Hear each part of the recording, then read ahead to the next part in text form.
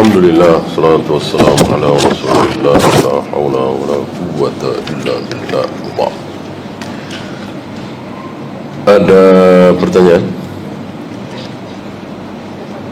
Bagaimana dengan jual beli online? Apakah berarti tidak ada khiyar majlis?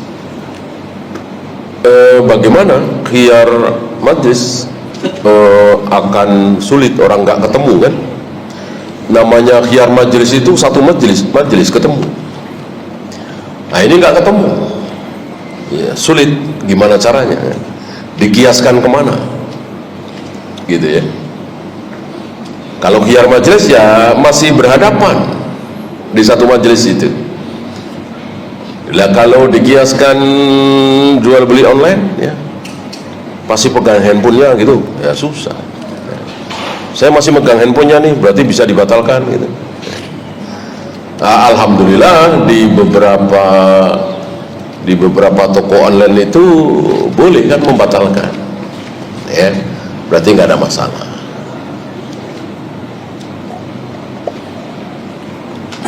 Ada pilihan kan, kalau tidak salah ada pilihan ya. Misalnya kita sudah transfer gitu, kita mau batalkan kan bisa.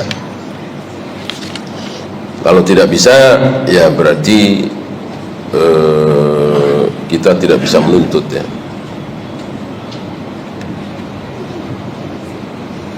Mana yang lebih penting, memperbaiki manhaj atau akhlak? Akhlak bisa kapan saja, akhlak bisa dilakukan oleh siapa saja. Akhlak yang penting mau ya. Karena orang yang akhlaknya buruk itu yang bersangkutan sadar apa tidak? Insya Allah sadar. Saya emosian nih, sadar ya. Saya penakut nih, sadar. Biasanya. Adapun manhaj, sadar dari mana? Kalau nggak dikasih tahu, nggak ada ilmunya, nggak tahu dalilnya ya terus salah. Maka ya jelas nomor satu, tidak mungkin orang manhajnya benar tanpa belajar, tanpa Al-Quran dan Sunnah. Adapun akhlak benar, akhlak baik, sopan, santun, dermawan, baik hati, tapi nggak kenal Al-Quran dan Sunnah, ada nggak? Ada nggak? Banyak.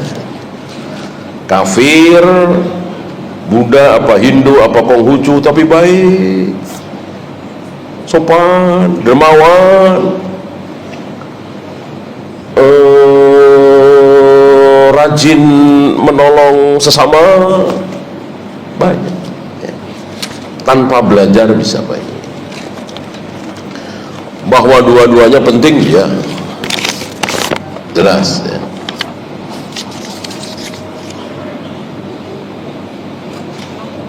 ONH yang dibayarkan tahap pertama oleh masyarakat dengan masa tunggu oleh pemerintah diberikan nilai manfaat atau subsidi. Bagaimana pemberian nilai manfaat ini?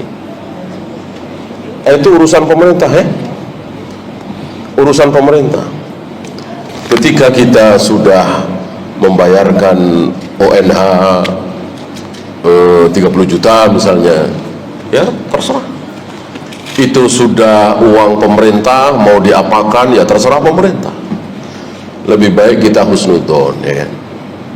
Apakah uang yang sudah masuk dari masyarakat bermiliar-miliar itu tidak boleh dipakai oleh pemerintah, harus dipakai untuk kepentingan haji? Ya enggak, haji masih lama ya.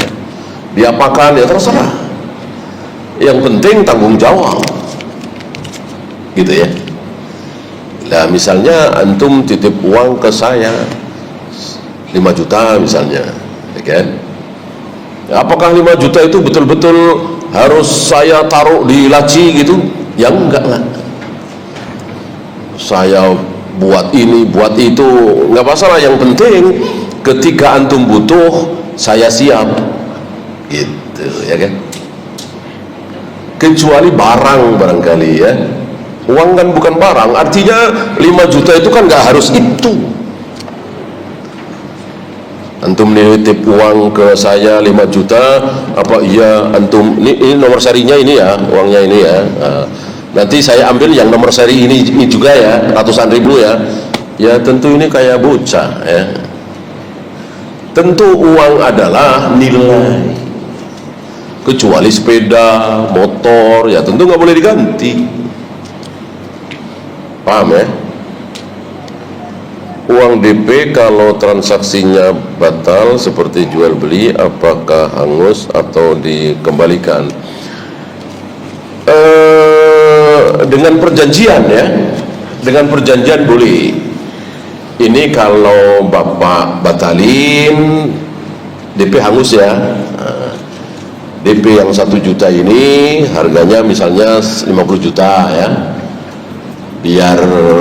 biar enggak kemana-mana, biar memang ini hak bapak ya, kasih DP 1 juta buat ngiket lah ya istilahnya. Nanti kalau batal hangus ya, nggak masalah, karena kan kalau misalnya nggak boleh hangus ya buat apa DP kan, buat apa DP. Nah itu dalam kaidah syar'i disebut urban, ada dan boleh hangus, tapi sekali lagi lebih baik dengan perjanjian, ditegaskan gitu. Kalau misalnya tidak mau hangus ya nggak apa-apa, berarti kebaikan si penjual.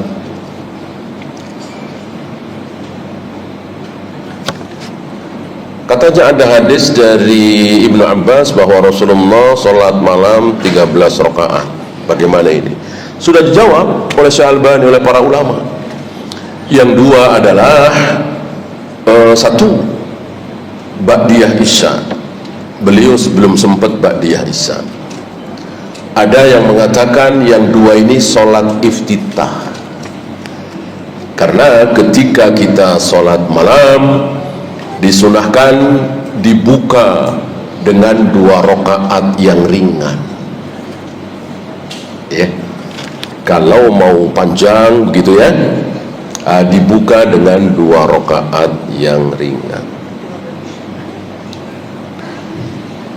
Benarkah membaca surat Yasin untuk orang yang sedang sakaratul maut itu dibolehkan? Seluruh keutamaan, dalil-dalil, hadis-hadis tentang keutamaan surat Yasin tidak ada yang sahih satupun, kata Syalbani. Tidak ada yang sahih satupun. Jadi surat Yasin sama dengan surat-surat yang lain, termasuk ini banyak sekali yang qalbul Quran, yang ini itu bahkan di kitab-kitab tafsir ulama sunnah seperti Ibnu Katsir masih membawakan hadis seperti itu, tapi kan oleh beliau diterangkan ya.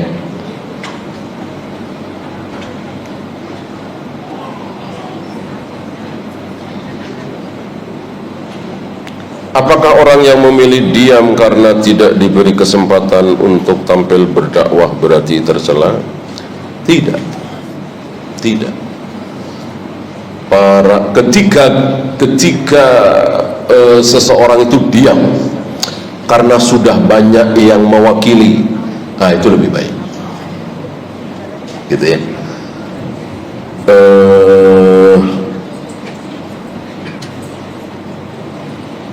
Seorang tabi'in mengatakan bahwa aku mendapati 130 sahabat.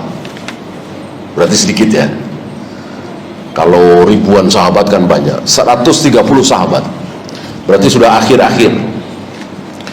Di Masjid Nabawi 130 sahabat. Semuanya tidak ada yang ingin tampil duluan dalam menyampaikan hadis-hadis Nabi. Padahal kan perbuatan yang sangat mulia luar biasa menyampaikan hadis-hadis Nabi, tapi nggak ada yang rebutan tampil. Ketika yang lain sudah menyampaikan, maka yang lain senang, gitu ya. Nah, ini sahabat nggak seperti hari ini, nggak seperti kita hari ini, sepertinya rebutan tampil gitu. Kalau para sahabat tidak, ingin biar dia aja, biar dia aja, biar dia aja. Maka ada yang pernah ditanya tentang satu hadis, dia menunjuk ke sahabat yang lain, coba tanyakan kepada si A. Si A setelah ditanya jawab, coba tanyakan kepada si B gitu. Padahal dia tahu gitu. Untuk memberikan kesempatan kepada yang lain agar tidak merasa dirinya hebat, sok-sokan, sampai balik lagi ke orang pertama. Ya, ini saking para sahabat itu tidak ingin tampil. Wallahu.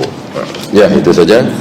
Subhanakallahumma bihamdika asyhadu an la ilaha illa anta astaghfiruka wa atubu ilaik.